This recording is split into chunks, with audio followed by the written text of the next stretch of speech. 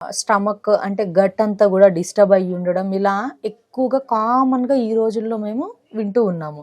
అసలు ఎందుకు ఇట్లా స్మెల్ వస్తుంది, ఇలా సౌండ్ వస్తుంది అని మనం మాట్లాడుకుంటే, ఫస్ట్ వన్ వచ్చేసి తీసుకునే ఫుడ్ అనేది ఆయిలీ ఫుడ్స్ తినడం, ఔట్ సైడ్ ఫుడ్ తినడం, అందులో ఎక్కువగా కెమికల్ యాడెడ్ ఫుడ్స్ తినడం, అజినోమోటో ఉన్నవి తినడం, ఫుడ్ కలర్స్ వాడడం, డీప్ ఫ్రైస్ తినడం, లేదు అంటే ఆయిల్స్ కూడా ఒక 4, 5 సార్లు వాటిలో ఫుడ్ ప్రిపేర్ చేసేసుకొని మళ్ళీ అదే ఆయిల్ని బయట ఇప్పుడు మార్కెట్లో చీప్గా అమ్ముతుంటారు కొన్ని ప్లేసెస్లో.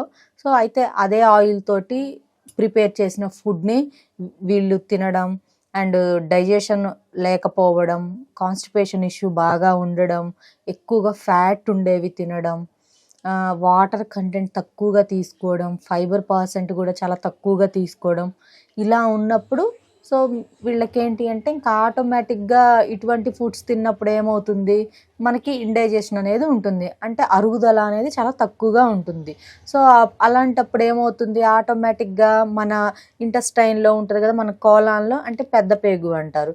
సో దాంట్లో ఏమవుతుంది, ఈ ఫుడ్ అంతా కూడా మనము వాటరు ఇవ్వడం లేదు, ఫైబరు ఇవ్వడం లేదు, అండ్ మనం తిన్నదంతా కూడా డర్టీ ఫుడ్, చెత్త తినేసాము.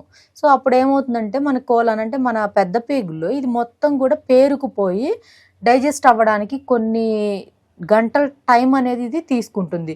ఇది ఏం చేస్తుంది, టైం అనేది ఎక్కువ పడుతుంది కదా ఇది డైజెస్ట్ అవ్వడానికి, ఆ లోపల ఇది ఏం చేస్తుంది, కుళ్ళిపోవడం, స్మెల్ రావడం, ఇలా అవుతుంది. అంటే ఏం చేస్తున్నాం మనము, ఎక్కువ ప్రోటీను, ఎక్కువ ఫ్యాటు, ఇవన్నీ తీసుకున్నాము. ఇప్పుడు మనం చెప్పిన ఫుడ్ అంతా కూడా ఏముంటుంది, ఇందులో ఎక్కువ వేస్ట్ ఫ్యాటు ప్లస్ ఎక్కువ ప్రోటీన్ ఉంటుంది.